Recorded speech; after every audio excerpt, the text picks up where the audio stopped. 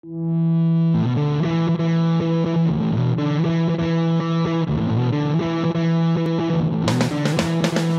and gentlemen, boys and girls, welcome to Tatami Talk. My name is Juan. This is my co-partner Anthony. This is a judo podcast for judo players by two judo players. So, Anthony, how you doing? I haven't seen you in a few hours. A few hours, like a day, yeah. Half a day. Trying to catch up on some sleep. Watching Olympics have been pretty draining, even though I didn't watch the last few days. I just couldn't stay up anymore, and work got kind of busy, so had a few people visit me in town. So, yeah. Oh, yeah, you did have visitors. You had your sister and some friends visit? My sister, I had a friend visit, and then next week I have another friend visiting, and then my father and mother-in-law is visiting. So, oh, that should be fun. That's a fun day. Plus, I'm going to retake my motorcycle test. The thing I told you. No. You're not allowed. You're not allowed. Philippe and me, myself, we've all said, no, you're not allowed to have a motorcycle license. Even though you're like, oh, what if I go to Vietnam and need a motorcycle? It's okay. Just how much did my wife pay you guys to say that? We care. That's what it is. We care about you. We care about your well-being. Okay. I'm just getting a license, so I'm not gonna actually. I already paid the money, so I might as well do it, right? But you bought that nice helmet too. Well, it was an okay helmet. It wasn't nice, but it was still pretty expensive. Yeah, it was like $100. So $100. God, yeah, that was just $100. It's nothing, you know. Well, compared to the other motorcycle helmets out there, it's pretty cheap. So it's funny. One of my friends in high school, when he got his motorcycle license, like he would be very protective of his helmet. He'd be like, because we'd mess around with him in his helmet and stuff. So we'd like knock on it, hit the floor with it. And you're like, don't do that. There's a foam thing inside there where if you bust it, I can't use it anymore. No, that's really? Exactly what happened when we took the class. Some people, they had loaner helmets, right? Which is disgusting, by the way, which is why I bought my own helmet instead of wearing one, especially during COVID. Yeah. People were laying the helmets upside down on the floor and they're yelling at them like, don't do that, because of it just like apparently messes it up.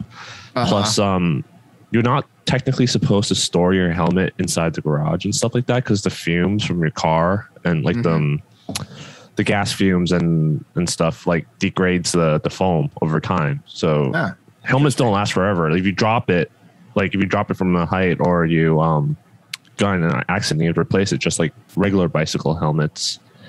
But yeah, apparently the fumes will cause the foam to degrade. So you're supposed to get a new helmet every like 3 to 5 years or so. All right.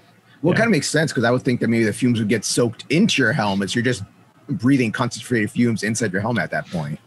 I don't know about that. It's just they're saying the petroleum product fumes will degrade the foam. So yeah, I learned a lot about helmets while I was at the store. I asked the guy to explain everything to me because he was trying to upsell me, obviously. Of course.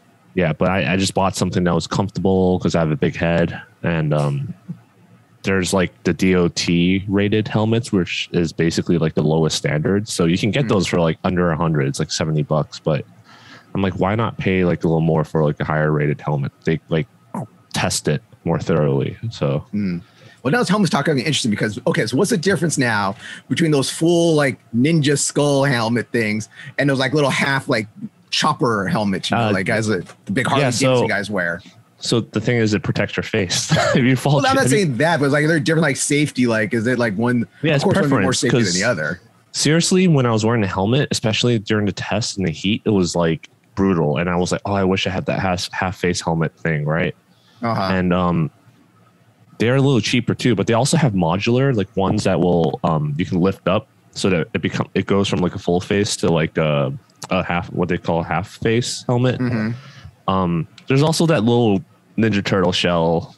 Yeah, like you get a point at the top of it. What? Yeah. There's those that the Harley bikers wear and stuff. That's like used. They told me that's not even approved. That you're not supposed to be wearing. Oh, that. They're really not. Okay, they're not DOT approved. Yeah. So yeah, basically it's cooler in hotter weather, and you feel the wind in your face. But then at the same time, if you don't have a windscreen above your motorcycle, that's when all the flies and rocks and stuff go in your face. Yeah.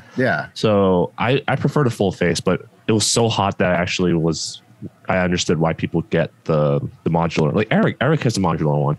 He tells me it gets so hot in LA that he enjoys the modular ones. But while I was taking the test, this girl like wiped out and she like fell like forward first. And I was like, oh man, if there was a curb there or something, like I would definitely wish I had a full face helmet, you know? So yeah, that be safe. If anyone got any suggestions for motorcycle helmets for Anthony, yeah, just send them. I already have one. Like if you know me, then my wife can contest to this. Is whenever before I do something, I research the hell out of it. Like I'd spend like days like reading about it, and then I become kind of like a obsessed with researching, and I know like everything about that, but maybe not in depth, but I know, like, for example, I knew the differences between all the helmets and stuff. And some of the nicer helmets get to like $400 or $500 because they have like Bluetooth built in and stuff like that. Oh yeah, yeah. You see that? Like I watch, like, I'm a terrible guy. I like watching crash videos sometimes on YouTube. I'm a bad person. And you'll hear the guys talking and they're like on their Bluetooth, like they're recording while they're talking and what they're doing and whatnot. And the guy be like, oh shit. Oh no, he's gonna watch it. Oh, I gotta watch out the way. And it's like, dude, this sounds, I would hate to be recorded during one of my stupidest times in my life and then post it on the internet. It's for the group rides that they do. Like, when you ride with your friends, that's one of the fun things about motorcycles, I think, is, obviously I haven't ridden one yet other than at the test, but I think the social aspect of it is really cool. How you like go ride along the beach or the PCH here with the friends, and being able to chat while you're riding is awesome, because otherwise you have to stop and do like hand signals and stuff. So hand signals. Okay, stop, go, pass. So speaking of my friend visiting, I went to a Neptune's Nest where they filmed Fast and Furious, where they had the lunch. I drove up PCH in Malibu and had lunch there, and there was a bunch of bikers there. So I was like, oh man, that looks really fun. Like riding a bike along the PCH up and getting like some overpriced sandwiches and tacos. I shot actually it was a reality hidden camera show up there before. But it's when I've been there for hidden camera reality show, and I was actually in Fast and Furious part 1, 2, 3, 4. I was actually Fast and Furious part 4 in one of the club scenes. Fast 4? Club scenes, okay. Were you clubbing, or were you a bouncer, or what? No, I was just a normal, I was back when I think I was in my 20s at the time, so I was still like young enough to be at the club, hanging out, checking all the fine ladies and stuff. And like, what's up, mama? How you doing? How'd you say that? No, I didn't get to talk in this one. The funniest thing is that it was freezing outside because he was doing this scene in December, I think it was. It was a late night scene. It's cold as hell outside. We're all wearing like loose shirts or t-shirts or open shirts and stuff. Girls are wearing short mini skirts, small dresses. Vin Diesel's walking around, big old puffy jacket. Hey, how you doing? Hey, it's like we're talking about Vin Diesel again in our show. You're like, oh, how you doing? All right. And it'd be over at the heaters, and they're like, take that sweater off. You're not supposed to wear a sweater in that scene. Oh, my bad. Sorry. If you ever come to LA, don't do club scenes outside. During the winter. Sucks. Wasn't enough about us and our little stupid talks. So me and Anthony yesterday, we did a fun thing. You might have seen it if you follow our Instagram and stuff. You follow Hollywood Judo's Instagram or Facebook. Me and Anthony both renewed our coaching licenses. So Sensei Philippe, the head instructor of our dojo, had a coaching clinic at our dojo. We have a classroom upstairs. So we renewed our coaching license, and we did it this time, I've actually done it through USA Judo, USJF. No, I've never done USJF. I've just done USA Judo and USJA. So I think this is my third time getting my USJA certification. And the interesting about this that Judo makes the new rules now. Before it used to be like 4 years license. Now it's only a 2-year license. Didn't need that money. Yeah, they need that. They need that money. Or actually, here's a little funny thing. My last license, I let it expire because of the coronavirus. I knew we were going to compete at all.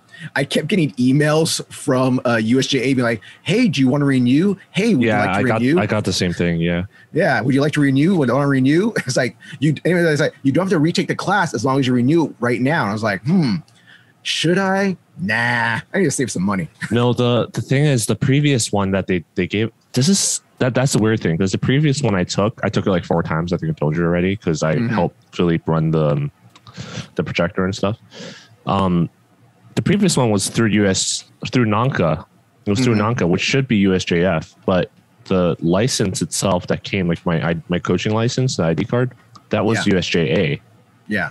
So I never signed up for a USJA membership, but I paid for the coaching certificate, and I got a USJA license card. So I'm like, they just like gave me a free membership. or because they asked me to renew my membership. I'm like, I never signed up for a membership. So it's really interesting that it went through that way. Plus that was a regional coaching license. So if you renewed it, I don't know if it will still be a regional, because this course now is like a Shodan level. The one that we took yesterday was a Shodan level national Shodan, coach. For those out there who don't know, Shodan is black belt and above. You have to minimum be a first Dan black belt and above, which we did have a white belt try to come to the clinic and sit in halfway through. He saw it on Facebook. Well, to be fair, like it was kind of like Shodan and above, like really small text on the bottom. But yeah, so if you renewed it, I don't know if they would have like upgraded it to like a national level cert. Like that's a good question. If you didn't take this course and you just took previous one and renewed it, or whether you had to retake it. So Philippe did add some new stuff in this course though. Well, with my last one, I could do Winter Nationals. I know I definitely did Winter Nationals. I did San Jose State, and they didn't have a problem with that. I can't remember when I went to USA Nationals. I didn't coach there. I was like like an assistant coach. Yeah, the one I went to USA Nationals, and they wouldn't let me coach with that license. They told me straight up. Yeah, so I'm wondering, because of the way that things are right now with the politics and the theory, like I would say they kind of quietly deteriorated, even though they signed an agreement. I'm wondering if whether when I get this license, whether I'd be able to coach at the USA Judo Nationals, because you need USA Judo membership to participate and compete in that tournament. They don't take the other organizations. Yeah. So I wonder if that's the same for coaching, or whether they would accept this USJA national coaching. Well, license. Philippe did say during the clinic, like a little open thing at the beginning, he was telling everybody everything, that this license is a level 1, but you can use this at USA Nationals. So okay, I believe I remember him saying that, unless I imagined it. I was a little tired. Yeah, I remember him saying that.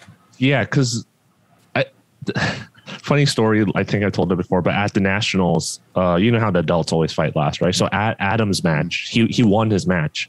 But I think the ref was so tired, he tried to give the win to the other guy. Yeah, and they were arguing with the table about it. And I was like, oh man, I can't say anything, but if I was coaching at the chair, I can like say something, right? So yeah, it's just that's what I was thinking, those kind of scenarios. So next time we go to Nationals, I was like, maybe it will help if I have a coaching license. So that's recognized. Yeah. And like me that day, I don't think I coached. I think I was like assisting and helping things out. But because I was competing later that day, I was kind of just focused on my own stuff, my own mind, and do my own thing, hanging out in the back. And you're helping more. But yeah, it's a really good coaching clinic. Sensei Philippe always does a really nice one. It's very comprehensive, talks about everything.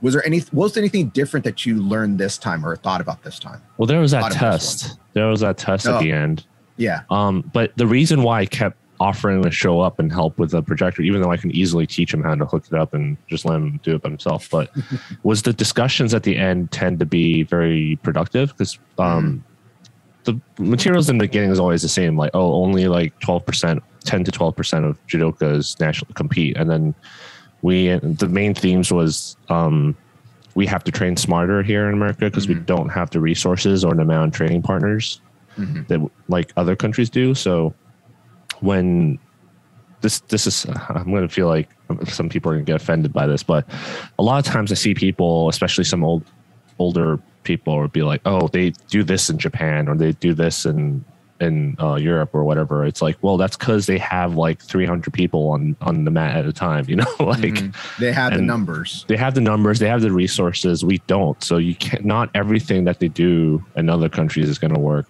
here, and you have to train smarter and teach smarter. And also the way that you did things back then, like that was before YouTube and slow motion replay, and like people learn faster now, I think, because they have more resources. To a certain extent, of course, right? It's still good. You still have to put in the hard work. It's not like, oh, I watched the Nagi no Kata, so now I'm ready for my black belt test. Like it doesn't work like that, right? I watched a TikTok of Nagi no Kata. I know it. Yeah, so it definitely helps. So we have to like modify going back to our previous episodes, but we have to modify our approach to how we're teaching to figure out an American judo system. American. Yeah. Great. The AJDM. Yeah. So we need to do something like that. how did we get to this topic? And I tend to trail off. Because you started talking about what I asked you, what you learned, if anything was different. Yeah. All of these classes. So basically, the discussions. Yep, the discussions are always the ones where it's different from class to class, because we have different people coming from different states. Like one time we had a guy from Las Vegas. We had people from NorCal. This time we had a guy from San Francisco, even though he showed up late. But yeah, so all these people coming around, and the discussions also opens up my eyes to how people view judo differently in different parts of the country. It's clear that we're not all on the same page, which is both good and a bad thing, because not one single approach might be the right way of quote unquote fixing judo in America. So it's good to have multiple people trying multiple different things, but at the same time, people aren't on the same page, which is why we have 3 different organizations and such a big, a lot of heated debates going on, let's just say. Yeah, it really, when I went and took my first coaching clinic, and it was, I think it was a USJA coaching clinic, was the first one I ever took. And that was when it was like a big class too. Like there was at least 30 people in this class. Well, maybe 20 or 25, maybe 30, somewhere around there. It's a big class. And when you got to, and it was about the questionnaire, the question time about people asking for questions, and, or I can't remember if people asking questions, or it was like one of those scenario things where, well, if someone does this, what would this be? Or what would that be allowed? And that was where this one guy was adamant that Kouchi, and I bring this up all the time about people that should know what different moves are, that Kouchi and Ouchigari was one name for 2 moves. That Kouchi, that he was like Kouchi, Ouchigari wasn't 2 different moves. They were 2 different moves, but they weren't 2 different names. And I was just like, this guy is a black, I thought he was a black belt. He could have not been a black belt back then. I know he could have been a brown belt maybe. Did not know the difference between Kouchigari and Ouchigari. He's arguing with the guy that's getting the class about it. And it's just like, wow, so this guy's gonna become a coach and he doesn't even know the difference that it's 2 different names. I think it's one name. And it's one of those things where a lot of teachers teach Kouchi and Ouchigari together. And they'll sometimes say it, Kouchi, Ouchigari, or people will do the combo, Kouchi, Ouchigari. And it's just like, you see like the levels and skills of people at these clinics sometimes. I don't want to talk shit. I'm not talking shit about nobody and stuff. But you see like how much people know and what people don't know. That's one thing that Philippe talked about during his thing, that if you're going to be a coach and coach people, you don't have to master every throw, but you should know every throw. The basics. Yep. Yeah. But that's one of the arguments people have for having a centralized testing, like a centralized one organization doing all the testing and stuff. Like in Europe and many places, you have to go to like a testing event, and then you have to do the kata, you have to do the competition and beat the same X amount of people in your rank, and then you have to do a written test. So that ensures the quality of the belts, right? We've had people visit our dojo that are brown belts that are definitely like really good high level judokas, but they're like, I couldn't pass the kata part or something. So that's why they're brown belt. And I mean, and you get the opposite also. So yeah, you get the opposite also. There's always going to be people that slip through the cracks, like exceptions, and you can't cover all the cases. You can't just like pick out one edge case and be like, this is why we shouldn't do it that way. But I think ensuring this is how one of the ways that people ensure the quality of black belts, right? But at the same time, if you only have one organization like that, then you only have a single point of failure, right? So if that organization has power over judo in that country and they suck ass, like I'm gonna call out Australia here, because they used to have this stupid archaic. If you listen to Dave Roman on Judo Chop City podcast, they have this stupid system where if you're adult starting judo and you want to get your black belt, you have to compete with seniors. Like let's just say you started in your 40s and then you're like, it took you 10 years, you trained judo in your 50s now. Yeah. You have to have the competition points from fighting 20-year-olds in order to get your black belt. Well, you get 1 point for showing up. No, I think you actually have to get wins. So you're kind of screwed because they only have one governing body, right? You're telling me in Australia, there's no veterans division at all? There is, but it doesn't count towards your black belts. Oh, in America, we call them veterans now, or masters division or anything like that. There is, but it doesn't count towards your competition points to get a black belt. I think they changed it now after people complained, but for the longest time it was like that. And that's why people are like, why the hell are you still a brown belt? Like after all these years. Because I can't get a win. That's why. I can't beat a 20-year-old. It's too strong. Shit. But yeah, so I think one of the guys on Reddit, he was in Australia, had been brown belt for like many years. He teaches judo at a BJJ place as a brown belt, and he has like triple knee surgery before, and it's like, I'm not going to go and compete with those crazy 20-year-olds. And yeah, so basically there's a pro and a con to having higher standards and how we approach to having those higher standards for the black belt. And I like what Philippe said. It's like, ultimately you're the one wearing the belt. You're the one that's going to look stupid if you don't know the names and everyone calls you out on it. You're the one that's going to look stupid if you can't do shit. Like I'm trying not to call people out, but like we have people show up and not even know what Tai Otoshi is. It's like, how did you get that not black belt, but how did you get that belt? Who the hell gave it to you? You know, like, so. Yeah. It's a funny one. They'll be like, it's a recent situation that happened with a visitor when they're like, where they're working with me. They're like, okay, I want to work on Tai Otoshi. And like, go, I think it was the same guy maybe. Yeah. I want to work on Tai Otoshi. Like, okay, show me your Tai Otoshi. I'll help you out. Cause I don't want to brag or nothing, but I have a pretty good Tai Otoshi and stuff. You know, I'm not bad at it. But like, okay, show me Tai Otoshi. I'll help you out. And he kept trying to do like a really bad Harai Goshi. I'm like, after a while, I'm like, hey, stop, man. Stop. What are you trying to do? And he looks me dead in the eye. Tai Otoshi. I'm like, you ain't doing Tai Otoshi, brother. All right? You're not doing Tai Otoshi. You're doing Harai Goshi, and a bad Harai Goshi at that. You're trying to break my damn knee. All right. And I demonstrated Tai Otoshi for him. He's like, oh, no, I want to do this other thing. I'm like, so you want to do Harai Goshi? Like, yeah.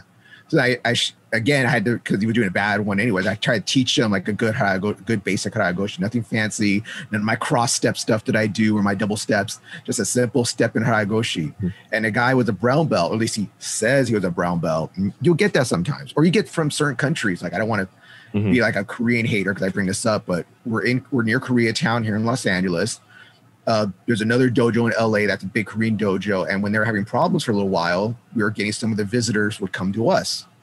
And in South Korea, not North Korea, South Korea, you go in the military, you get your 2 years in the military, and what you either do, you focus on Taekwondo or you focus on Judo. So a lot of these guys are getting a black belt in Taekwondo or black belt in Judo in 2 years. And you would think that's, okay, 2 years, you're in the military, concentrate, you're just doing stuff all day long. They do the same thing as Japan, where the Shodan is a beginner rank. It's not a mastery rank like it is here in America. So yeah. So we get them to visit, and they're not that good. I've actually had a guy. Well, there's one guy that's visiting and stuff for a while before he moved away. He was like, "Oh, I'm just going to put on a white belt," and when he just starts showing up in a white belt, like, "No, you have a black belt. Like we respect that, we honor it. It's just you're not at our level. It's just a different cultural things, you know." Yeah. So as a visitor, when you visit dojos and you put on a rank that you don't deserve to have, I'm just saying that as in like. I mean, I'm not going to like say your sensei gave it to you out of pity or something, but basically you're not at that level, right? It's kind of like, again, you look stupid, but also as a safety thing, right? Yeah.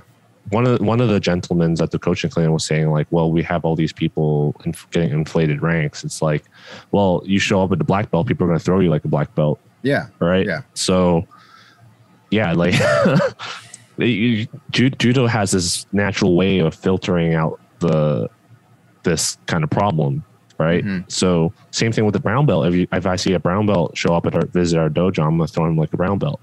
Yeah. And all these people asking when I'm gonna get promoted, and you're not giving them the promotion is also for their safety, right?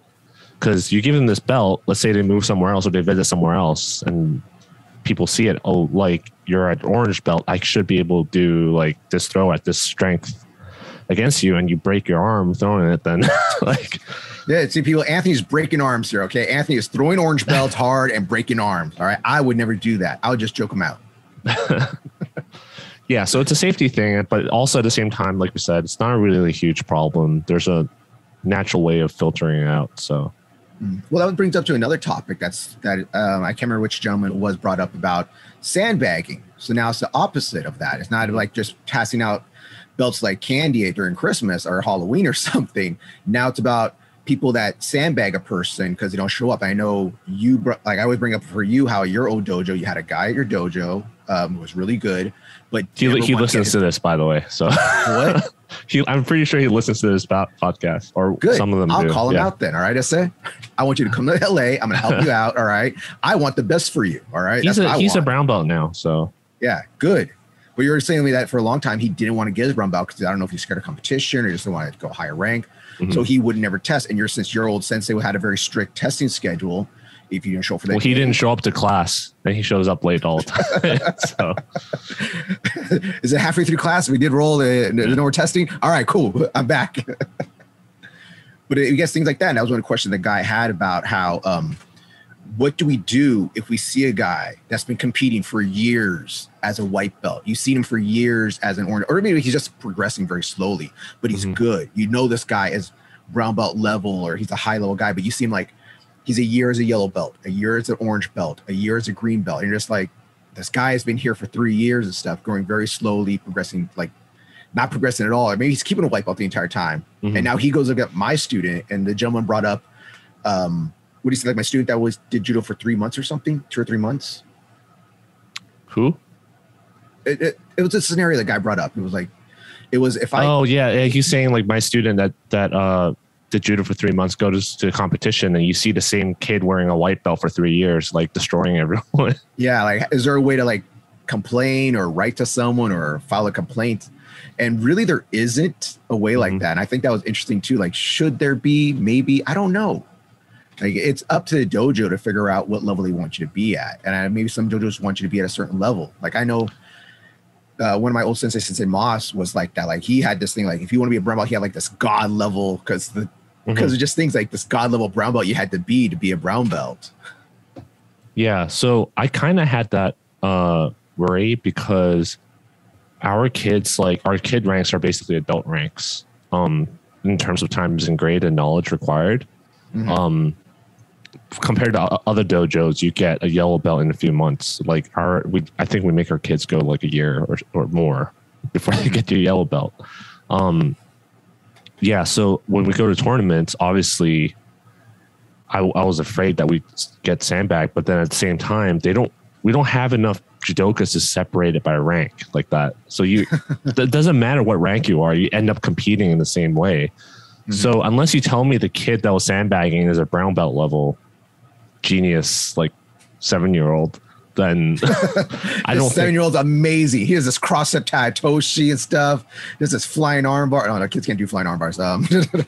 Yeah. So unless you tell me that's the case, I don't really think like, oh, this white belt going up against a green belt, that someone that should be a green belt level is going to really make a difference, right? Because you're still going to fight, even if that white belt gets promoted to green belt, you're still fighting a novice in the same weight class. You're still going to fight that person.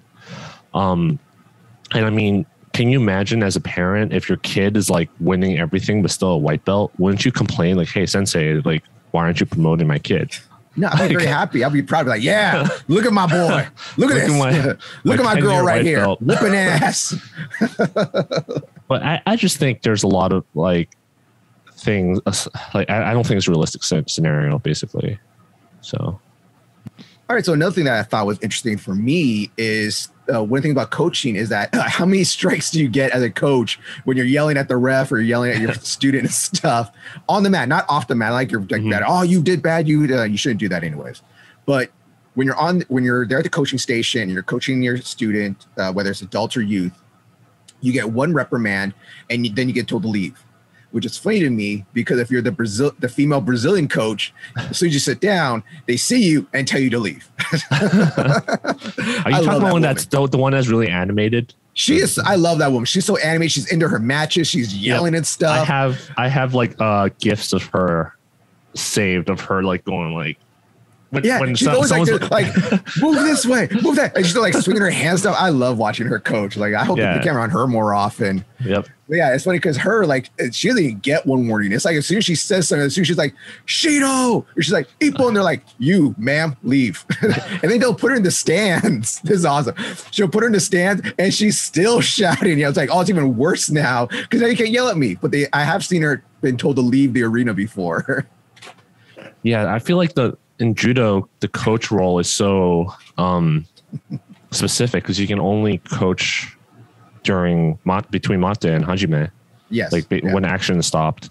And there's really only so much you can do, right? Because you can't be like, use Uchimata, and then like everyone here is like, yeah, everyone here is like, you gotta get code names like some of these MMA fighters, you know, like go for Hadouken, show your upper. But if you listen to like Jimmy Pedro and coaching Kayla Harrison in her gold medal match, and other coaches that if you understand like Japanese or like other languages, they don't really give specific advice. It's always like focus, like it's like a more mental support thing. Yeah, it would be like calm your breathing down, focus, think about what you're doing. Yeah, or pointing out like she's tired, go in for the kill, like that kind of stuff. It's like I don't think you have to be like a judo world champion to be to do that kind of stuff. So it kind of goes again to what Philippe says, and most people know this already, is that coaching is a different skill set from competing in judo. But being a good competitor, you probably had experienced good coaching, and that might make you a good coach, but it's not mutually exclusive. So yeah, it's one thing that's so interesting to me is how they'll like the rule is so strict about when I coach somebody when I'm on the mat, like you said, from mate to hajime, I can tell them what to do, like tell them to go for your uchimata or go for left side or go hard, whatever I'm going to tell them. But that's I can only coach that time. But I get sometimes a parent in the back or another dojo mate or like if someone trains at multiple gyms and I have another coach behind me yelling stuff during the match, and it's just like, can you tell that guy to shut up or them to shut up too, please? No, they can't.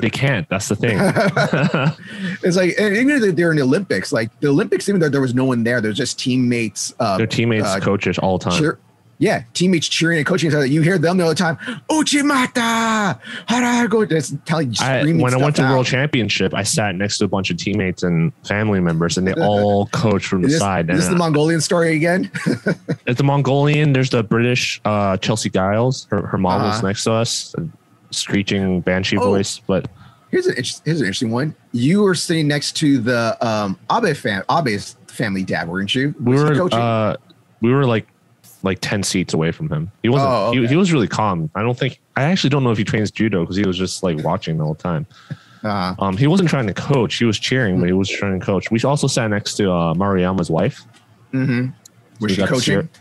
No, we still got to see her like hold, like kind of like praying, you know, like holding on for dear life. But she was crying, and everyone was congratulating her when he won. That's always a weird thing. That's a weird because Pride, Rising, Dream, they all did that where when fighters fight, they'll have like their wife or girlfriend or this whole family of kids like in the audience. They'll show them just like, oh no, is he okay? I'm like, I never like this is one weird thing about Juan here. I don't like family, friends, unless they're teammates stuff. I don't invite family. I don't invite friends. I don't want no one watching me when I fight. I like being a lone wolf just out there fighting myself. That is just how I am. I don't like when I had my MMA fights, I didn't invite nobody. When I had my amateur fights, I didn't invite nobody. Wrestling matches, like I like going to tournaments by myself and just working out by myself. Yeah, I wouldn't want to invite. Well, I bring my wife just so she can record sometimes, you know? I hate bringing my girlfriends, significant others, my wife right now. I don't bring none of my stuff like that. Like I don't like dealing with that kind of stuff. Yeah, but I'm like, they can't hear you, right? We're far enough, and there's still a crowd back then, so they can't hear you. So, but I guess it just invokes that kind of reaction to people who are really into it. So, but do you want to start talking about the Olympics again? Oh, is there anything else in the coaching clinic that you thought was interesting in this scenario since we've talked about? No, I think everything we're going to talk about is going to tie back to each other in terms of coaching today. So. Okay, pretty much. It's kind of a coaching episode, I guess. But so let's go back to the Olympics then. So the last episode, we talked about the first 2 days of the Olympics. Now, we're not going to go over every match. I know people don't like hearing about every match and stuff. We're going to talk about some bullet points, some interesting things that we thought about it, okay? Yeah, so if you listen to Dave Roman's podcast, he goes over pretty much every match. So does he? Yeah. I listen to some of his podcasts. Like, hey, great friend of this podcast. So we really appreciate him. And we really appreciate him listening. You listen to him and him listen to us. All right. Yep. But so really cool thing. So the Japanese team in total of medal count, I'm talking about gold medals and silver, they're talking about total medal count for judo. They took 12 medals out of 15. So out of 15 medals, they only did not place in 3 categories, which is nuts. All right. Really interesting thing that I thought also was the French woman, Clarice. I never say her name Clarice Abignenu. Yeah, I'm going to try her last name. She did it where 3 weeks ago she won. Well, actually more than that now, but it was 3 weeks ago from competition. It was she won the world championships for this year. 3 weeks later, she wins the Olympic gold medal. And then a few days later, she wins the team medal. So she won 3 gold medals in a 3 week span, 2 of them in 1 week, which is nuts. That's crazy. She left Japan. We talked about it. And we didn't. It's just never popped up on our radar. We were talking about Krista Taguchi and Klimkate like potentially being the ones to win double gold in the same year, but she ends up doing triple gold. So yeah, that's better than anything right there. Like, oh, that's nice. You guys got 1 gold medal. I got 2 in 1 week. All right, I got 3 in 3 weeks. Thank you. And next Olympics is in my home country, so I got home field advantage next time. So that's my thing about it. Speaking of home field advantage, I think the overall theme of the whole judo in the Olympics was Japanese had the home field advantage for the ref calls. You think so? Well, I thought this was one interesting thing about home field advantage. Now this is a little bit just about the Olympics and my thought about it. They put judo and karate at the Budokan at whatever, I can't remember. Nippon Budokan. At the Budokan, okay?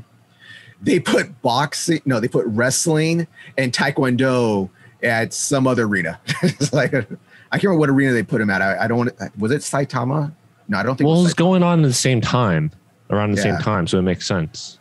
Yeah, but I'd say it's funny that Japanese sports, Japanese sports get to be at the special Japanese arena, you know? That was my thing about it. I thought that was a little funny. Even karate, which so sadly, Japan do well in karate. That's sadly, I think they only took like 2 or 3 medals out of all the events. I think they did well in the kata, but the kumite, I don't think they did very well. From what I know, and I can't remember if it was 2 or 3, but I know the men's kata they took gold, and then they took bronze. I want to say in the heavyweight division in karate, and I think it was a woman that placed, but I can't remember if it was or whatnot. Message me, guys. I don't know. I'm not gonna look it up right now. That's terrible. Back to judo, though. That was another cool thing that I thought was very interesting. Oh, so France itself. Just talk about France. So France is gonna be having the next Olympics in 3 years, not 4 years, not 5 years, in 3 years, as long as everything goes well. With a little less than 3 years now. Like it's already August. Yeah, it's pretty crazy to think about that. But the French team took 8 medals out of 15, which is really good too. They Japan took number 1, took the most medals. France was number 2, great powerhouse in judo, took 8 out of 15, which is nothing to laugh at. That's a great thing right there.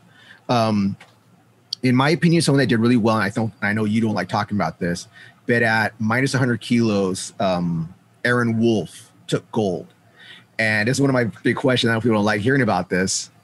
So Aaron Wolf, I'm not sure what his other half is. Of course, he's half Japanese in the Japanese team. He's half American. Talk about him. What? He's half American. Well, that's what they say. He's half American. I want to know what kind of American he is. Is he Wolf? What tribe is he from? They always say he's just half American. And I'm not going to dive into the kid's like path or find stuff like that. Or whatever. The kid's half American. Do you think Aaron Wolf would be so good if he would have trained and been in America instead of been in Japan? Clearly, would he be America's next great hope if he would have trained his whole life? Obvious answer is no, because he'd have to break the way they teach kids in Japan is different from America. Like here in America, most places minimum age is 5, right? Yeah. And the requirement is that they should be able to focus in class. Like go look at the kids, the 5-year-olds in Japan. They're already been doing judo since they were 2 or 3. Yeah. And I can't remember who was the interview was talking, which interview it was. I think it might have been Abe's. It might have been someone else. I can't remember who it was. But they're like, yeah, I started judo when I was like 3. Like I started play judo when I was 3, and I got more serious when I was 4. And I'm like 3 and 4. All right. So if I have a kid, I got to teach him to play judo at 3 and get him start serious at 4. Yeah. You look at what some of the kids do at the age like 6 or 7. They're already doing what the beginners in our beginners class do.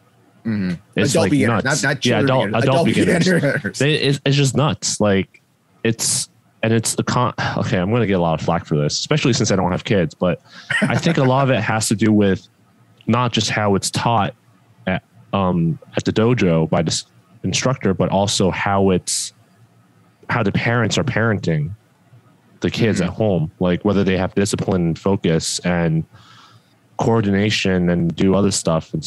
But we have people that just treat judo as a daycare, so well, yeah, a lot of people treat the outside sports as just a daycare.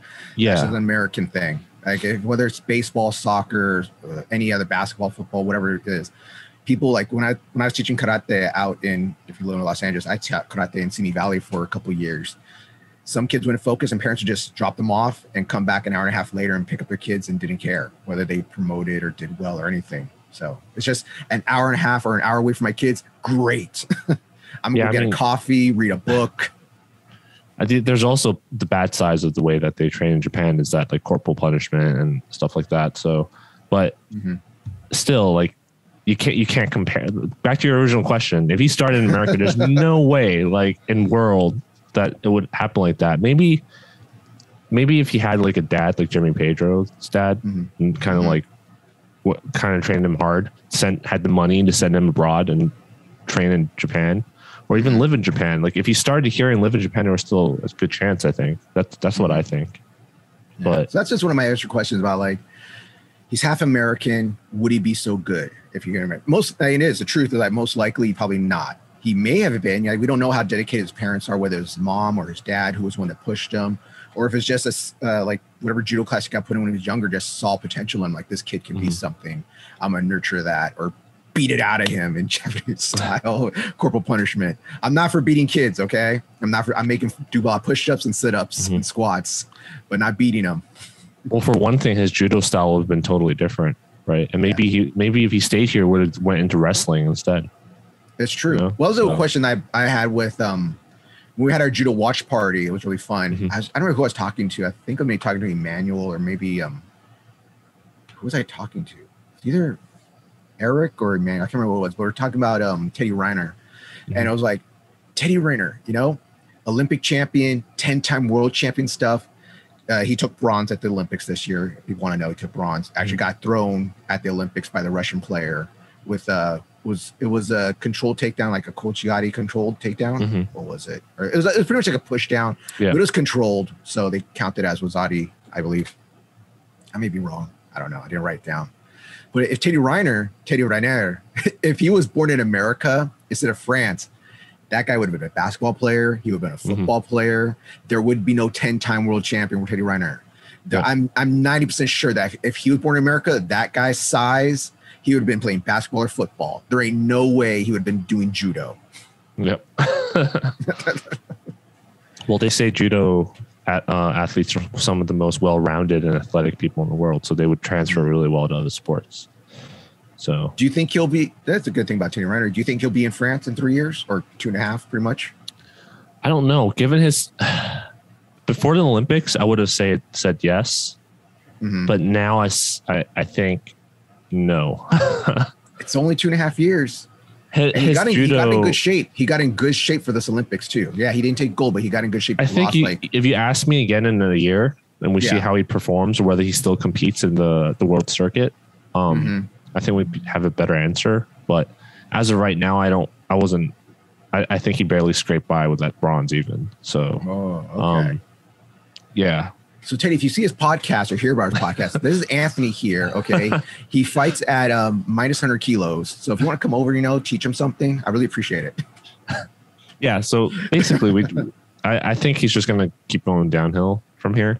Okay. So you can send those messages to Anthony Yeah. So that's my personal opinion based off his performance this Olympic. Right. But if maybe it wasn't physical or age, it was just his time off from competing that caused him to perform this way. Maybe next couple of years, he'll compete a lot and come back into shape or discover a different way of fighting that adapts to his aging body. Then anything can happen. Just like when I said Nagase was going to win gold medal, someone was like, I like Nagase, but don't think that's going to happen. And I'm like, anything can happen. Any given Sunday. Yeah, I'm still upset about how he won. Like, I'm just like watching him win. I'm like, not like this. Not like this.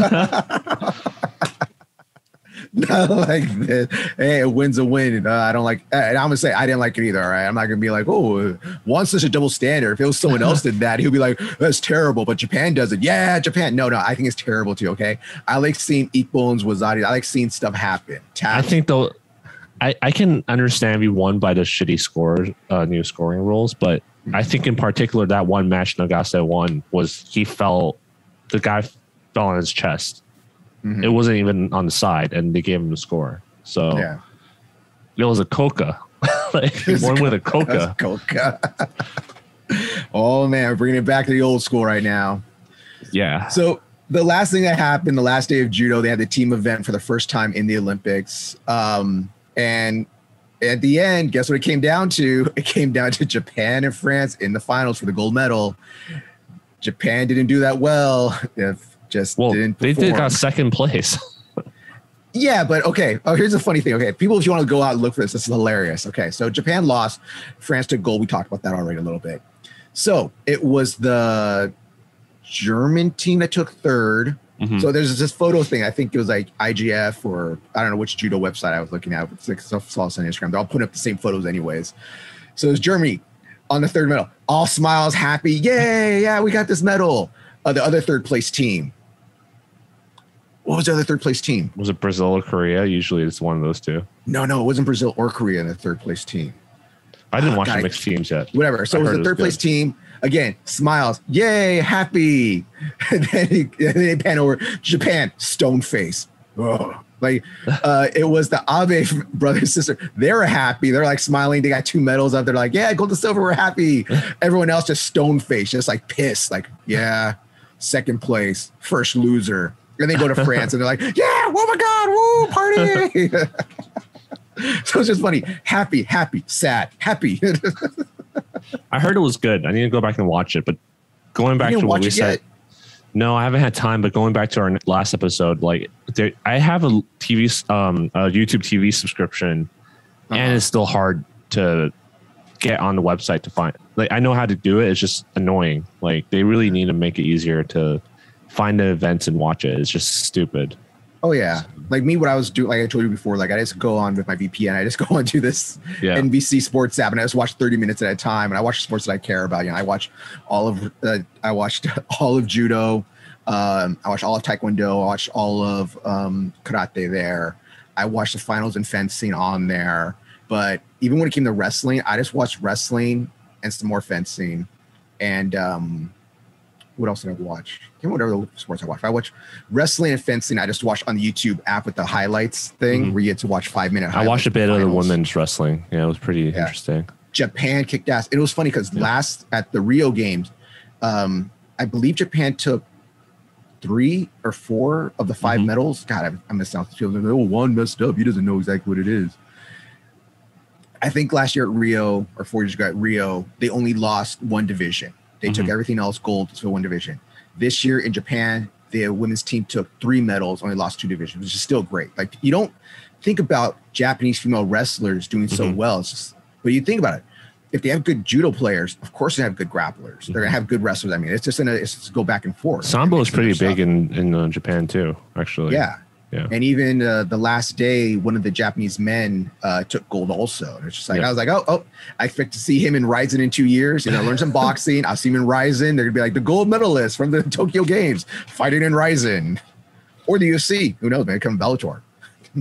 Yeah. So we already talked about how disappointed we are with the calls and the Olympics. And obviously, as we only watched the first 2 days or 3 days during our last episode, but it got worse, I think, over the rest of the. I know you and Philippe are frustrated. Like, I can't even watch this stuff. I was like, no, I think they're not bad. Okay. I think let's go back to the Aaron Wolf match. Like, how many times should that Korean guy have been Shido'd out? Oh, in that match. And this is even Neil Adams. Okay, he should be Shido'd at this point now. Oh, I guess he said like 4 times. Yeah. And this is like, he got that whisper in her ear. No more Shidos. Keep it going. It's just like, you even see in Aaron's face, like, like come on. Come on. In his ear, in the ref's ears, probably like, to the death. And I bet you it's because it was Japan versus Korea. Like, we need a winner. We need a winner at this one, right? Yeah.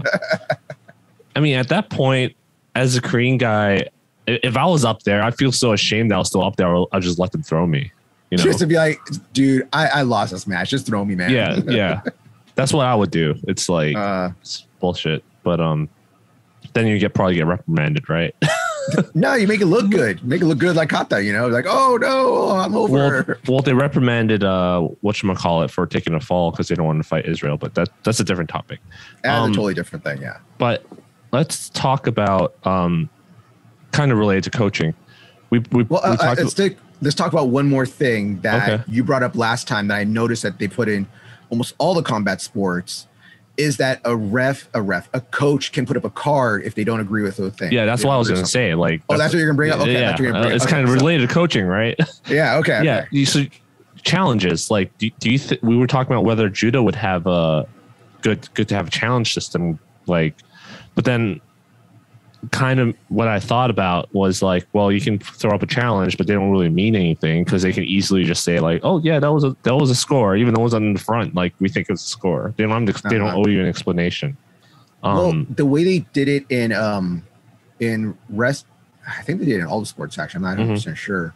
Where if you challenge and you get your challenge and if you're correct, they decide like, okay, yeah, you're right on it. You get your card back and you can challenge again. But if they decide, oh no, it didn't work out, you get the X out, they keep the card and you can't challenge again. So it's not like you can just willy-nilly, like I toss challenges up for every single thing. I understand. I'm just saying, like, they kind of, for example, back to the Shido thing, right? They kind of decided that there's not going to be Shidos anymore. So it doesn't matter if you challenge them, like, hey, that should have been a Shido by now. But they would make them defend it though. They would make them review it and be like, go ahead. That's why. So at first, when we talked about it last time, I thought it was going to be I think it would be a good addition. But then I looked at how it was enforced in Taekwondo, and then I realized, like, the other day I was watching rhythm gymnastic, and I randomly saw because I have that streaming box outside, right? So I was watching Japanese channels, and they were covering rhythm gymnastic, and then I saw that someone can ask for a score breakdown. I forgot the exact name for it. But it's not exactly a challenge, but you can actually request the judges to break down how they came up with the score. And here's the catch is that they can always reject it. They can always just like reject it and be like, no, we don't feel like it. We don't feel like breaking it down. Yeah. So it's kind of like, what the hell is the point of having it in the first place? But if they accept it, then the judges have to actually break down like where you messed up. For this technique, you did this and that scored you this points, and this is how I came up with the score.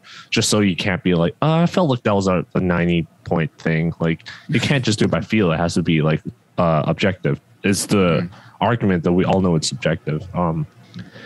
So after I watched that, I'm like, that's gonna basically what happens if they implement that to judo too. Because the same thing happened in Taekwondo is that they already do video reviews. So if you put up a challenge, they'll just look at the video and be like, I don't see anything wrong with it. Okay, yeah, let's move on. Like, that is a good point. Like, majority of the time, they would look at it and be like, for karate and even wrestling stuff, they would review it, and it wouldn't be a score most of the time. But there was a few times it was a score. But my thing was that, okay, so if we do that in IJF Judo at a high level, they have the monitors, they have the referee there, it's easy to look up at it.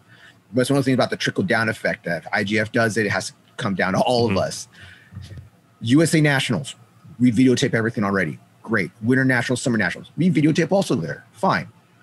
Golden State Games, California State Games and stuff, all those like medium California tournament or high-level California tournament. Some of them record, some of them don't. Like, I remember years ago when I was at the San Jose Buddhist tournament. I can't remember the full name of it. I was really surprised because of how big of a tournament that was. There was no video review. And I just went to a smaller tournament out here in Southern California, and they had video review. But a big tournament in the Bay Area like that had no video review. I think they're prepping for the Olympics. That's what they're doing. Yeah, and even for, well, again, out here, Nanko, we have a big judo community out here. Even at some of our smaller tournaments, just our not winter nationals, our spring or fall Nanko tournaments, I think we have video review at those ones. That's a very recent thing. Like, I think when I first moved here, like 4 years ago, they still had the chair refs, and I think within the last 2 or 3 years, that's when they started having video cameras at some of the tournaments. But the thing about like smaller tournaments that can do it, you have to have video there, or else you have to have refs in the corner like we used to have back in the days, like 2 refs on each side, 1 ref in the middle, and you have to bring them up. Okay, talk. Hey, so what did you think of this throw? I don't know. It was a good throw. I don't know. It looked a bad throw. And you have to talk about it. Where video, if you have video, easy. You watch it, look at it, do it again. We can't just be like, okay, which parent recorded this match? Let me look at your cell phone real quick. Yeah. So at the IJF level, I don't think the challenge is going to do much because they kind of already decided what something is. At the local level, I mean, I've been to USA Nationals and I've watched a really bad call happen. Actually, it was a match with Tenry and I think it was Sport Judo, like the other guy, the guy from Sport Judo from Virginia. Now people know what match that is. Now they're going to look it up, and we're going to bring it. I don't remember what the bad call was. I just remember at the time I saw it, and it was bad. So the coach like told his athlete to stand on the mat, not get off. We learned this in the coaching clinic. Like, if you get off the mat, it's over. Like, it doesn't matter whether it was a bad call or not. So he told him to stay on the mat, do not get off. And then they called the head ref over, and they watched the replay multiple times, and then the guy's still on the mat, and they're like, oh yeah, I guess it can go both ways, but I think the call should stand. We'll like submit this for reviews just so that we don't make the same mistake next time. That was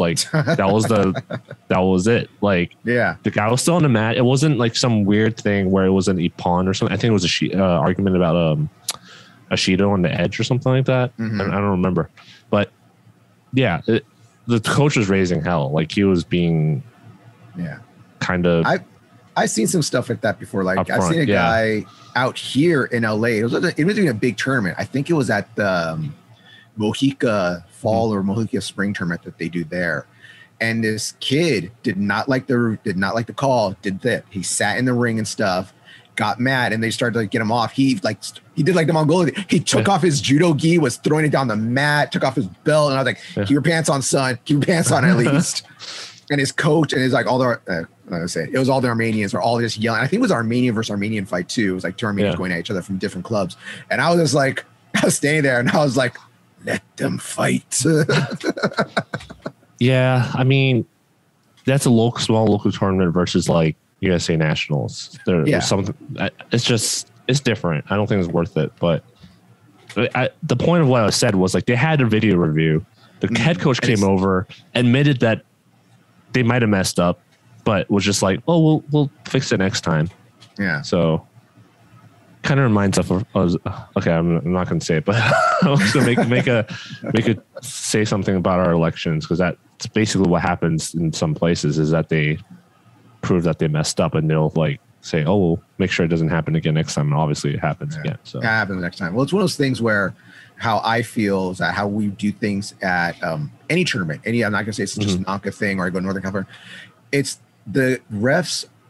I think they have a great job. You know, it's a thankless job, and they're there all day. If you think it's bad not being a competitor or a parent and waiting for your kid to compete all day, imagine being a ref, being on the mat all day, being yelled at by people, being told that you don't know what you're seeing all day long. I don't totally agree with that because we said that in the coaching clinic. I didn't say anything. Anthony. Let me finish my point. Okay.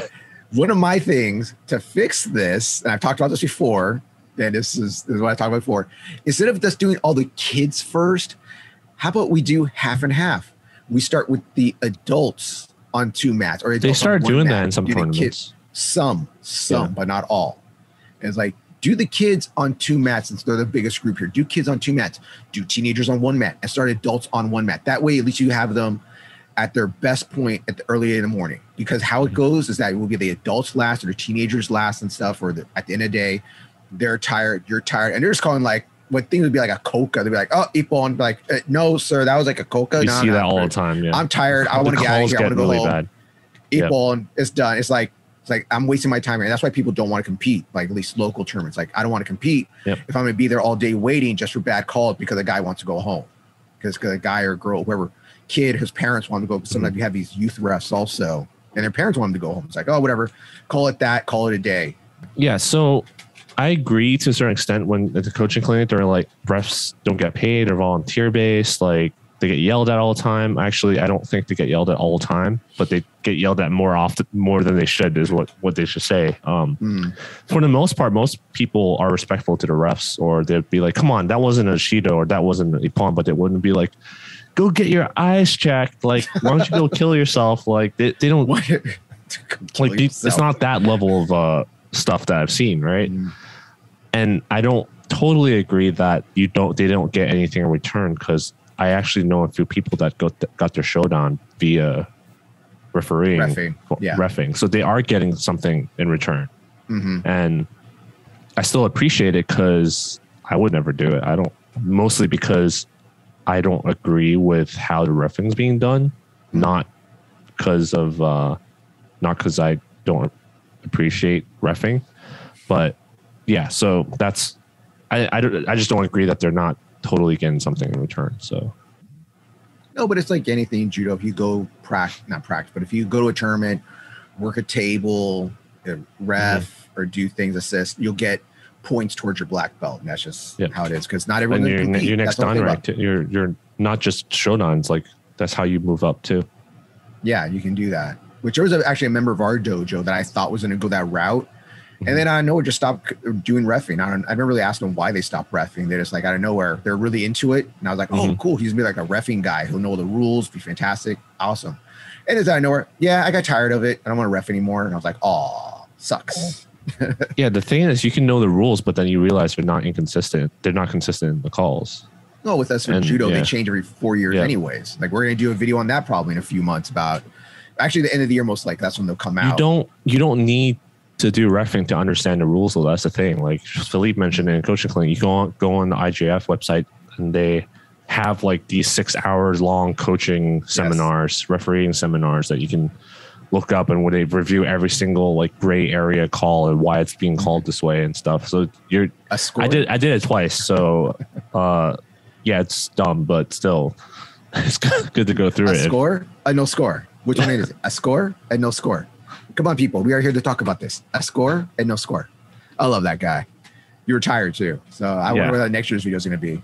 But yeah, it's usually a 3-day clinic, and each video is like 3 to 6 hours long. And they go review stuff. They watch video. They talk about it. I watch it every year just as a good coach to know what's going on, know what changes. It's one of those things where it may change at the highest level, but they might not change at the local level. It's like one of those like some weird tournaments and stuff. I don't want to bring that stuff up into this video, but yeah, I don't want to get into it. I'm not going to do it. I'm not going to do it. No, I'm not going to vent. So is there anything else about like the scorings, the stuff that came from the Olympics that you want to talk about, or do you want to just start talking about it in the mental aspect of competing and the Olympics? Yeah, I think to have a segue into it, there's a video that went viral of the German women's athlete getting slapped in the face and shook by her coach, and the coach got reprimanded. And the athlete's like, I asked him to do that. That's like our thing. Like, yeah, it's just ridiculous. Like, makes IJF look stupid. But well, it's a dumb thing in my opinion, because it's not because it wasn't a judo player, it wasn't a grappler, it wasn't a striker or anybody that does martial arts. They didn't complain about this. It was someone that's a casual viewer, came across judo one day, and because of the medal match, they had the camera on them the entire time, saw it on YouTube or live or on TV, what it was, and saw it and was like, oh, how dare he hit another woman? He shook her like that and then slapped her. How dare he? If you ever been to a wrestling match, a karate, judo, MMA, you see that stuff happen all the time. I'm not saying that we violently shake each other all the time, but you see it in MMA all the time. People getting into the ring, they do the thing, they put the Vaseline on them, give their hugs and stuff. And the coach will be like, all right, you ready to go? Boom, boom. It's not hard slaps. It's just like little wake up ghost slaps. I had a wrestling coach a long time ago that would always be like, all right, guys, just slap us in the back. And it's like, oh, God, okay, yeah, let's do this. Well, it's funny because if you watch sumo, they do some of the weirdest pre-match rituals too. Like slapping each other. Like they have their dojo stablemates, slap them in the ass. Yeah. Get a big palm strike right in the butt right there. Slap their backs, like giving them so they see the during the fight, you see palm marks on their backs, slap him in the face. I see this Tochinoshin guy try and puke, like just gag in the corner. I don't know why he does that. He's like, like right before he goes out. Vitor Belfort would always say that before all his fights, he would always throw up right before his fights. Right before he goes out, he would throw up every time. Like me, before I go out, I always like do this big slap thing. Like I look like I'm doing a freaking haka dance when I go out there before I compete. I slap my front, my leg, my back, my leg, my chest and stuff. Like sumo. I do all this shake out. I was like, look like I'm dancing out there. But that's just something that I do. You know, so the reason we're talking about that is because we want to talk about mental preparation for tournaments. And I think everyone, after a while, discovers their own little process. Like my first judo tournament, I just remember I was like, okay, I gotta drink waters at this time and then stop drinking water at this time and then eat only nuts and stuff. But I waited so long, I eventually just fell asleep and all that plan just fell apart. And I'm like, oh, I'm up. It's my turn. And I just go up there and fight. So it's kind of hard to have a mental preparation process if you don't have a consistent tournament experience. Let's just call it that. In America, you don't know when the hell you went. I mean, one of the tournaments I mentioned that I'd waited 13 hours. I waited in at 8, and then I didn't fight until like 7 or 8 p.m. at night. Like it was nuts. So what do you do, Juan? Do you have a process? So I go to the ground, I grab some dirt and I rub it in my hands first. And then I plays glory to rope. No, I'm joking. Is that from a Predator movie? Like that's from Gladiator. That's from Gladiator. Oh. Okay. No, what I do is, and my thing, I get it from wrestling. It's like, again, like I grew up most of my life wrestling. So all my things come from wrestling for the most part. When I go to karate tournaments and stuff, it was fun and play for me. I really didn't have a ritual that I do when I was younger with that, but wrestling was more serious. Like even it was what karate I thought is like as fighting, where wrestling I thought as like a sport. But the way I prepared for them were totally opposite. You would be more so when I prepare for wrestling, I like working out up to the day of the tournament and stuff because of wrestling, trying to cut weight. So even now, I will still go take a long run, like a mile, sometimes 2-mile run or jog the day before a judo tournament. And it's one of those things like I didn't think about it till later. It's like about cutting weight. And I talked about this before when we had Richard on. I made a joke about it, but it's kind of serious. I thought about it more later. It's this thing like I'm gonna have to make a sacrifice to perform the best of my abilities. So I'm sacrificing my sweat, my body and stuff. I'm giving a sacrifice to the gods to perform well. And as I've gotten older, I've kind of tapered off that. But up to like a few years ago, I was still like doing a 1 or 2-mile run jog the day before a tournament. Because at least here, like if it's a big tournament, I can weigh in the day before. But if it's a local, smaller tournament, you have to weigh in the day of. So I was gonna think if I just stay home and I don't do anything, I'm just like watching TV, I get this like nervous energy of just like I'm keen to compete tomorrow. I need to do something. So I just go for that jog to get rid of that energy. So I go for my long jog. I usually jog too, and this is be dumb because people might think it's stupid because I'm Roman Catholic. I jog to the church and I go to the candles and oh my gosh, this is so like Boondock Saints. No, but I don't. That's the thing. Oh, well, you pray for it. You pray for a win. No, I pray to do the best that I can, not to get hurt, and for my opponents not to get hurt. And I did that for most of my wrestling matches, all my MMA fights, and almost all my big judo tournaments. And I'm not praying like, oh, I'm praying for God to give me the win. I'm sacrificing, cut my fingers and stuff, cut my hand, cut across, blood across me. No, I just pray to do the best of my abilities, not to get hurt, and for my opponents not to get hurt. That's what I always do. But that's kind of like one ritual I do that's a regular thing. And then the day of the tournament, I like to be by myself and stuff, listen to music or be by myself and do things because it is tough when you get going. Like you're coaching somebody, then you're going to compete, coaching somebody to compete. But as I got older, especially with judo, I hate to say it, but it's kind of like a job to me where it's like, it's whatever. It's another tournament, especially if it's a smaller tournament. That's another tournament where I get more nervous now coaching people because I want them to do well. I'll be like, I'll do it for you. Get off the mat. Let me fight. God damn it. I'll fight it. Yeah. That's just my thing. Like I need to compete. I still need to do something the day before. I like to go to church and pray. Sometimes I do, sometimes I don't nowadays. And that's it. Like the whole thing about like mentally focusing and like breathing and thinking about what you're going to do the next day. I try to do that. I try to do the visualization thing, but I'm not big on it. I'm not really big on like, I'm going to go in there. I'm going to do Taitoshi. I'm going to go in there, do my Tomonage or Harai Goshi or Makikomi. I'm going to go in there to get into the mat. I'm going to turn them over, get the pin. I'm not big in that visualization type of stuff. But that's me. That's me. I go in there and I do what I can do. I do what I know to do. Yeah, but you yourself, you don't have any like rituals or things you do. So your lucky socks. I think I'm still like trying to figure it out and try different things. Yeah, you're too old to figure it out now. You should know it by now. Because my injuries kind of affected it, right? But in the beginning, like I said, I didn't really have a ritual. I tried to plan everything out and didn't work that way because of how judo tournaments are run here. But then eventually I just started meditating. Because one of the tournaments I just had this constant urge to pee, but like nothing would like come out, you know? So I would always go to the restroom and try and pee and nothing would come out. And so I was and I noticed my heart rate was going up from being nervous and stuff. So I would just like start meditating, and that helped a lot, because I noticed one of my matches I went out and I was like already I was so nervous that half of my stamina was gone already. So meditating worked for me, and maybe taking a nap, you know? The whole warm-up thing only works if I know exactly when I'm going to go.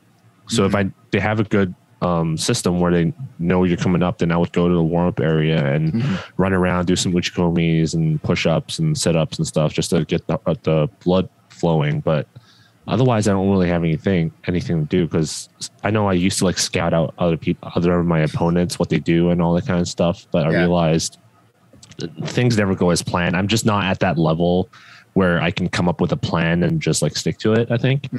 Like one time I was like, okay, I'm going to do Uchimata this whole tournament, and tried that for 2 tournaments. And obviously I got Uranage because I was doing Uchimata at the wrong time, because I was so focused on doing it that I didn't like look at the other things that was there. And on the second tournament, I was like, you know what? It's not working out. I'm going to switch. So I just did whatever felt right at the time, and I won all the rest of my matches. So so that some people going in with a plan works, some people it doesn't. So I think you just have to compete more and figure out what works for you. And I kind of want to talk about me as a coach, like when I coach kids and also some of the beginners, what we do. One of the very first tournaments we went to has a warm-up area. Not all of them has warm-up area, right? You know that, but some of them do. And you can see like how nervous some of the beginners or the kids get when they look at these other kids and they're doing like these like super, super elaborate drills. And I realized at that point that it was not for certain athletes that were doing that. I didn't want to take them to the warm-up area to psych them out. So it was better to just take them outside. Yeah, take them outside, talk to them, practice some grip fighting with them. Like I put on a gi and I have them practice grip fighting, because this is my personal belief, is that at the novice level, most people focus so much on the throws, they don't really do grip fighting. And if you teach your beginners or kids grip fighting, it gives them a leg up in a tournament, because most people can't even remember what happens, right? So it's all a blur. Yeah, grip fighting, the time spent for grip fighting for a competitor gives you really good short-term returns, I think. But in the long term, I think focusing too much on grip fighting is not good for you. So, yeah, it's weird to try to figure out. That's one of the things why I'm not big at, like Philippe always talks about, you want to get a good warm-up in, you want to get a good 20-minute warm-up in, like you feel like you had your first match already. And it's tough when you're not going to know who you're going to fight. And for me, it's like I don't want to waste that, and that's just a mental thing for me. I don't want to waste that energy when I can use that energy on the mat instead. So I kind of almost use my first match as my warm-up match, which sounds terrible. Sounds horrible. Yeah, I see what he means though, because your body doesn't move the way you want on the first match. So, but when I'm there coaching people, I'm always like, okay, you warmed up, or you stretched, do something. When I'm there coaching, doing something, I'm telling them to do this, do that, do that. And then when it's myself, it's like, I don't do any of that stuff. That's terrible. Like when we went to Vegas for the USA Nationals, I didn't have a chance to go run or nothing. So I remember that night, like you went upstairs. I was gambling I was terrible. I was gambling, and you went upstairs. I swear, after I was done, I made some money and stuff. I didn't lose. I made money, guys. I'm serious. I swear, I circled around that damn casino like 50 times, just trying to get my nervous energy out. And I tried to find their chapel also. I couldn't find one, but I was just circling around that place, just trying to get my nervous energy out the night before, because I couldn't jog. I couldn't go running anywhere. It's Las Vegas. I didn't go. Yep. We weren't staying at the nice area either, so. It was fine. We're a bunch of judo players. I'll be fine. So what about the other mental aspects of preparing for the match? Like, how do you think the Japanese felt? Like we talked about this before in the last match, like they're in Japan doing a Japanese sport, representing their country at the heart of the judo revolution of like what brought judo to America at the Budokan. We're back here again. And that's why a lot of them did so well. And even when I think about the pressure, people think about the pressure, like you already have that all the pressure on you. You're representing your country and all these things. Now think of the Abes, you know? There's not many spectators though. That's the big difference for this. But you still had, I'll give them that. There wasn't a lot of spectators. They wouldn't have like all Japan rooting them on the entire time, having even more pressure on them. But they still had their teammates out there. They still had other countries watching them and stuff like in the stands. But you're fighting, representing your country, and you're like the sister, she went up first, got gold. Okay, now you're the brother. My sister got gold. I have to get gold. Imagine the pressure on him. I say out of all the judo players that fought this week, he probably had the most pressure on him. He had the match. He got on the team. I know people were mad about it. I know you were upset about it. I was happy about it. Got on the team. Your sister fights the day before. No, she fought the same day. They fought the same day. Right? Same day. Yeah, they fought the same day. She has her match. It was a match out right after each other also. So your sister fights. She gets gold. Then you're up right after. I can't imagine the mental struggle at that point, like what you're thinking about, how you have to focus, how you have to block everything out to think about your match and you fighting. Could you imagine that? Just think about that. Think about that for a second. Yeah. So people are gonna. What I think is that they've been competing so often, so many times since they were kids that for the most part they're used to it already. And especially since there's no crowd, I think it kind of played to their advantage. I can see that. Definitely see that. I think the most nervous person there was actually Ono. Like from my assessment, you can see it in him. He was fighting so different and he was so careful the whole time. He's not as dominating as he usually was, not because he wasn't like good. I just think he was nervous and he was trying to play it off. And all the things I just said, all the things I said now. He was trying. I didn't think it affected Abes that much, but Ono was the most, in my opinion, was the most nervous person there. Because he's trying to keep that stone face look he does all the time. I think that's how he handles it all the time. And he is kind of cocky, and he should be because he's good. And this time, I just feel like when he walked in the mat, I didn't get that cocky atmosphere from him. I got that like I can't lose. I'm here to like win. I'm gonna be careful, and you can see it in his judo. He was really, really careful and didn't want anything to happen. So, you might know this better than I do. Do you know anything about their preparation or their mental thing, like what they do to get ready? Yeah, so I think what they do is what they do is totally different from obviously what we do at a recreational level, but even at an American level is different because as like a smaller judo country, you don't have the resources, and you're just kind of like, okay, what's this guy going to do? What is his style? You're thinking all these things running through your head. But I know the Japanese team has like these advanced scouts and analytics. Like they have these systems that basically run numbers and be like, this guy like finishes X amount of his techniques and chokes or Uchimata or whatever, and he likes entering from his right side at this time, or this person like goes to golden score and gets tired after X amount of time. So they have all this work done for them. They don't have to think about it, and they trust in the scouts and the data that they get. And versus, I know some guy on Reddit mentioned he used to do that for Kayla Harrison, how he scouts and run all the numbers, and it's like one of the hardest things he's ever done in his life. Okay.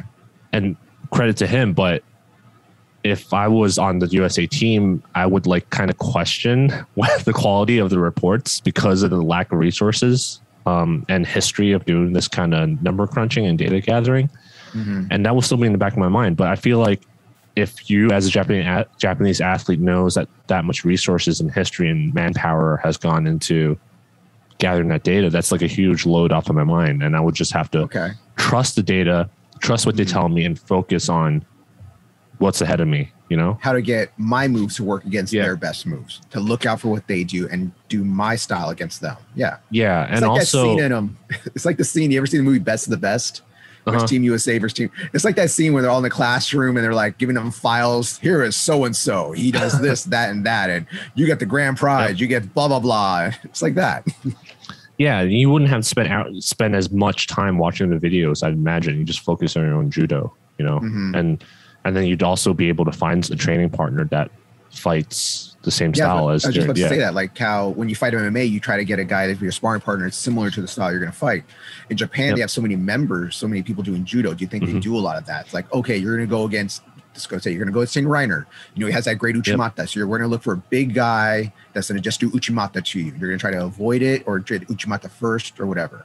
Yeah, and Tanaki beat Daria Belodid the same way, I think, because Belodid, other than her sankaku on the floor, she does this really sotomaki komi thing all the time. It catches everyone, and you can see that Tanaki has prepped for it and trained against it. And I think that's one of the things about Olympics is that the talent pool is smaller because every country only gets to send one person. Yeah, and you kind of know who they're going to send already for most part, for most places. Like, you know, Ono is going to be in 73. You know, Daria Belodid is going to be in here. So everyone's eyeing you. And I think that kind of contributed to the stress that Ono had that I saw. And you see that. Yeah, everyone's training against me. Everyone's training for my style. Yeah. If you watch the Japanese broadcast, you see Ono break down afterwards. Like, he kind of just starts crying and hugging Kosei Inoue. And it's like a side of him that you rarely see in how he presents himself. And you can just kind of see the stress relief coming out of him. And everyone was eyeing at beating Ono. So everyone's like analyzing his style and everything. And you can see how he knows everyone's out there to get him. And that's the pressure of a champion. I don't think it's the pressure of the Japanese Olympics. I think it was the pressure of being the defending Olympic and world champion. I know, because it was such he lost in a team tournament, right? He got thrown by the German guy. Yeah. Oh, the German. Okay, yeah, and everybody made a huge deal about it. It's like, oh my God, Ono got thrown. He got thrown. It was such a. I got. Probably didn't prep for it. You're like, I didn't know what this guy was doing. Where's the file? Where's the file? But yeah, I know people made a huge deal about it. I'll say the thing with Teddy Reiner when he got thrown, you know, people made a huge deal about that. But there's certain guys you expect them just to win all the time because how good they are. But it's that mental aspect of like, how do you keep your mind clean and going and ready to fight and not have a freaking nervous breakdown on the mat, or like, you don't see it in judo that often off the mat, but you'll sometimes see it in MMA and boxing and kickboxing where guys will have the nervous breakdown during the match and will just start crying or just stop moving. Like there was an old fight, I think it was a Lennox Lewis fight. I don't know where he was fighting, but this guy who's fighting just was not mentally there and was just crying. He would not sit down during the breaks, and then he would go like out the ring and in the ring. I think it was like really weird. And Lennox was just like, what are we doing? What's going on? They just stopped the match after a while. I was like, yeah, just stopped it the first time when he's doing all this weird stuff. But fighting's a different aspect. It's a different thing because it's one of the things in these sports where, and it's what I love about combat sports. It's an individual sport. It is you versus me. If I lose, it is on me. Okay. If I win, it is on me. Where if I'm playing basketball or baseball or football, like, oh, well, we didn't get that touchdown. Oh, well, my guy got sacked, or my friend didn't hit the 3-pointer or whatever. It's like, it's a team event. And when it's all on you, you can't blame someone else. You can't blame a guy like, oh, well, he struck out. You know, when it's just you, it is just you. And that's such a mental thing that people don't think about. And what I do love about combat sports is also one of the hardest things about combat sports. When you lose, it's all you. When you win, it's all you. Yeah, so I luckily I'm not one of those people that break down in the middle of the match. And the first match, like you said, is always the hardest because you're nervous, right? But then as I get going, I'm just like in the fighting mode already. I don't really think about all the nervous stuff goes away. What I like about it is that it simulates a real fight. So in a self-defense aspect, we mentioned it in the self-defense videos. For me, that's the closest thing to practicing for self-defense you can do is competing because of the nervousness, because of all the variables that can happen, because you don't know what the other person is going to do. Like, that's just like the epitome of it. but I do have a mental block now from the injury. Like I think like the injury mental block is hard to get past. And for some people, I mean, you said it doesn't really happen in judo, but I think in judo, a lot of people go up on Instagram or Facebook and try and look up all everyone in a weight class when the brackets gets posted up. And if that psychs you out, I don't think you should do that. So, I mean, I guess winning is important. Winning is important, but I think polishing your own judo is even more important if it's not your goal to be like a top level competitor.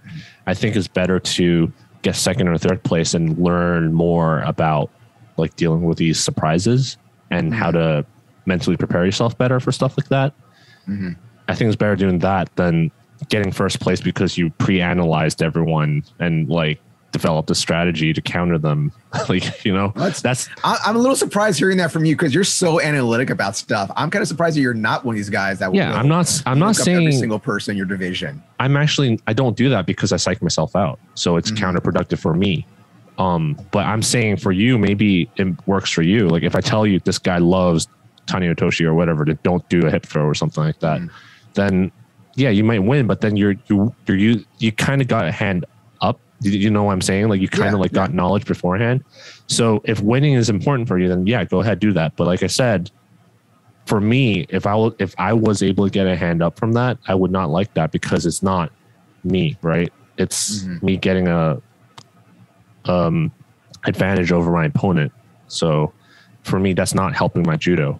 That's just me being strategic. It's kind of similar to developing judo strategies to judo out your opponent. Like, you know, that's not good judo in my opinion. So yeah, it's a weird thing because if I was having a rivalry match or a versus match against one person, I could totally understand seeing what they do or what they like. But at a tournament where I'm going to fight 3, 4, 5 people, depending on how big the tournament is, I'm not going to look up every damn person I fight. If I know them, I know them. Some people do that. Or what the big thing is, and I had a teammate a while ago, before you came to the dojo, we were kind of similar weight classes, and he'd be like, all right, Juan, you're going to face that guy. Watch what he does. Okay, now see, he has a good Uchimata, so watch out for his Uchimata. I'm like, shit, I don't care. I'm going to do what I do. I'm going to do what I do out there. But it's true that you get the guys that are out there like, okay, they watch every match, even if they don't look up the guy, they watch every match that person has or who I'm going to face to try to figure out what do they like to do, what do they not like to do. And I don't know, that to me is like, it's too much pressure. It's more that I go out there, I'm going to do what I do. That's just how I am. If I took it more, if I was getting paid more, like be professional, like I said, it was a one-on-one match, then I'll take it super more seriously. Yeah. But at a tournament, I'm going to go out there and do what I do. And that's kind of my style of judo. I have ideas of what I'm going to do, but I'm going to use what you give me. Yeah. So another example is, you know, Mustafa from our dojo has a crazy good Uchimata, right? Yeah. Yeah. I don't look up ways of defending it because I know I'm not going to be able to stop it, you know?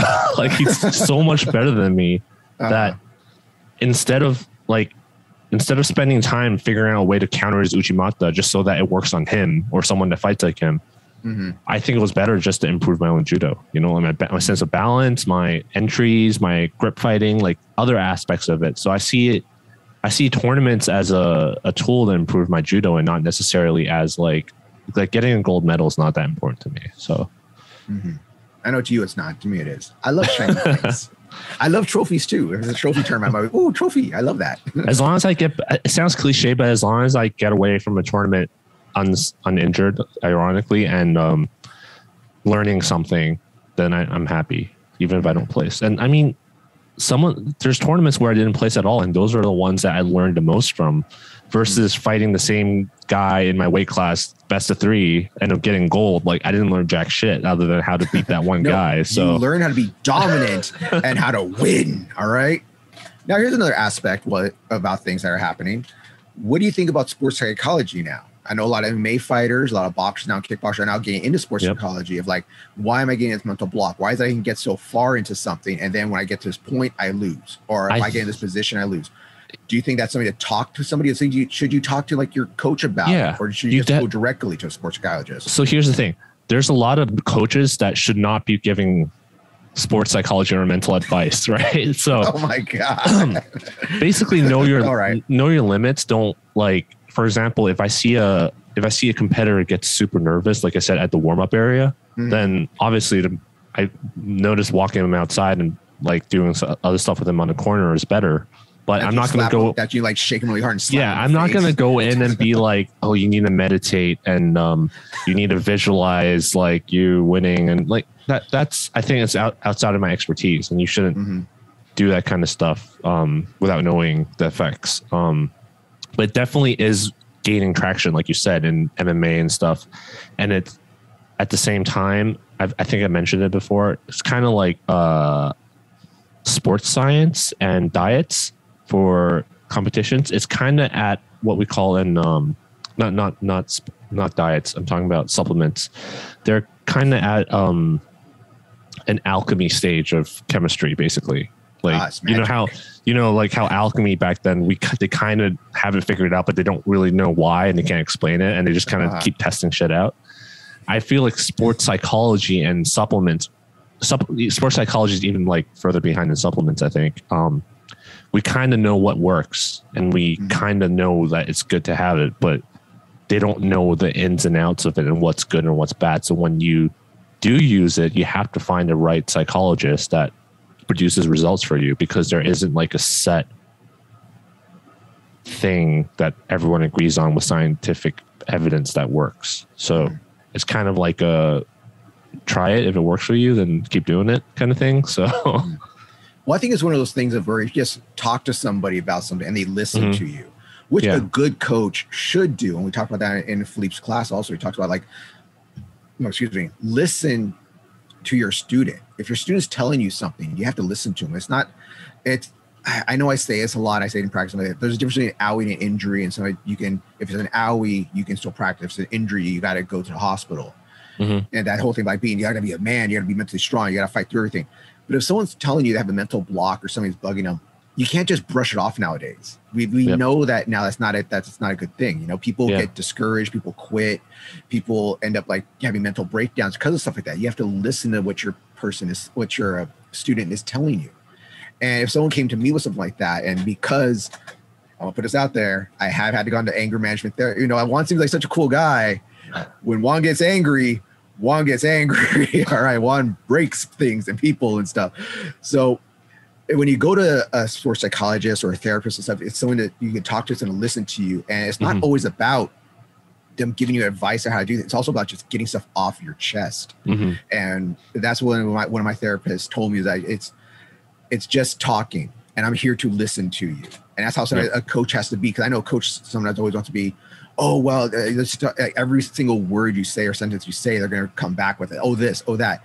Sometimes it's not about that. Sometimes it's just they want to talk to somebody and know it's open to speak to somebody. And as a coach, you have to know like when to shut up and when to talk.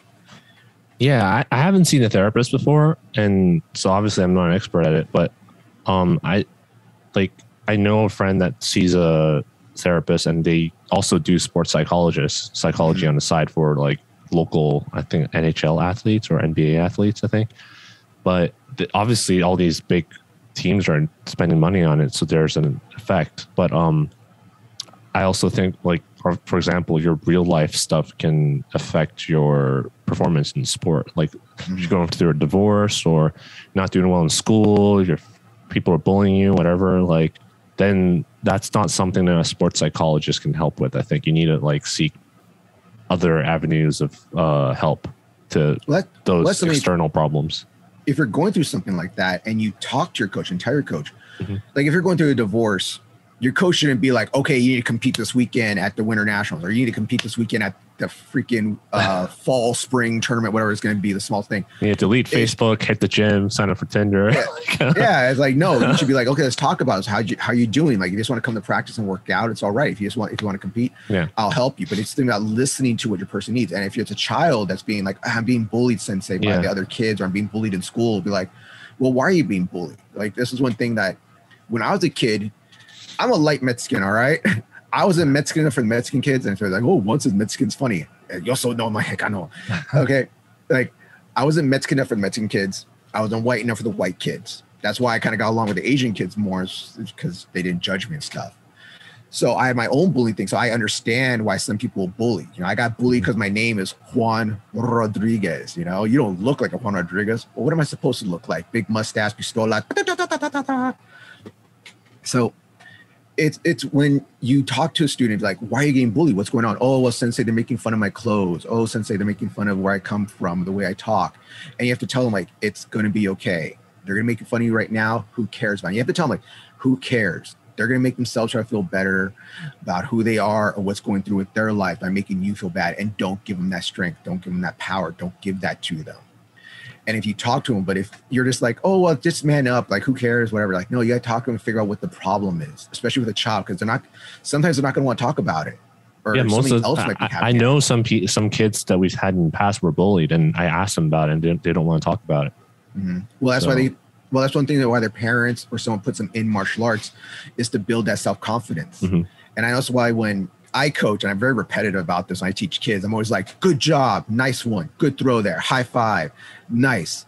Because you got to give them that self-confidence, like, oh, they thought I did a good throw there. You got, if you keep on telling them, like, got to get better, that sucked, do it again, that's terrible, you're just going to break them down. Mm-hmm. You have to build them up more than you break them down. Which sounds funny for me because the way I teach adults is very different. I know some people's like, oh, Juan's so mean to the adults. It's like, because I feel adults can take a little bit more. I break you down to build you up as an adult. And I get accused sometimes of bullying adults. I was like, I don't bully adults. Sensei bully. I know, like one of my favorite students, like one of the people, he calls me Sensei Bully and introduces me to other people. This is Sensei Bully. This is my Sensei Bully here. I'm like, I'm not a bully. I'm just a little stricter than the average person nowadays. All right. I grew up in a different time. But they tell that in the coaching clinic. Don't bully your students. If you see bullying, try to stop it. Figure out what's going on. Don't just let it continue. Okay. It's one thing if like a kid makes fun of another kid as they're doing horseplay. But if you see the kid gets hurt from it, and you see like they're getting really sad, you gotta be like, hey, that's not cool. You need to stop it right now. You see, and I've been lucky enough when in my karate classes or in judo class, anything I've taught, I've never really seen bullying that get that way at all, where kids will horse around and come really bullied. I know we have one student right now that you always bring up the same scenario that pulls kids by the hair. Yeah. But I don't know how you allow that. You got to put a stop to that. Yeah, we did. Yeah. Good. Thank you. That's really weird.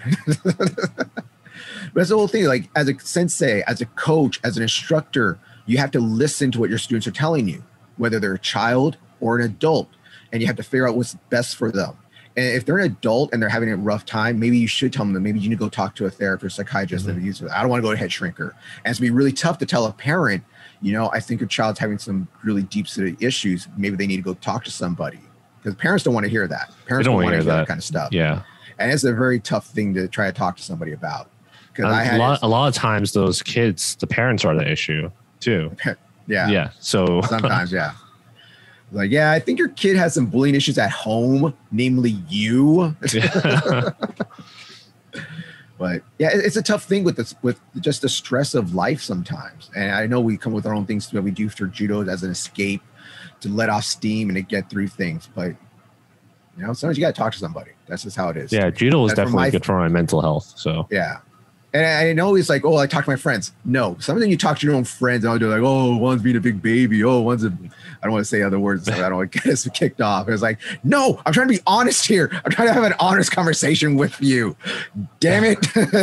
Being an adult right now. That's why most of my friends are women. Just your friend. Outside of judo, of course. I just thought you were a ladies' man. I just thought you had a big black book at home, you know? I thought. No, it's just we need a change in culture. Like, it's not acceptable for men to talk like that. For still, like, it's more acceptable now, but especially in the martial arts community, it's still very looked down upon. I've seen moms and women talk the same way. It's just that I think it's just a grappling thing. We're just a different breed. If you're a combat sports person, you're just a different breed. People always say, oh, some men's doing this, men doing that. I've heard some women say some really weird things to each other and at people. And especially because we're men, we're supposed to accept it. So Anthony, is there anything other aspects about the mental health of competing that you want to talk about? I mean, we talked about therapy. We talked about talking to people.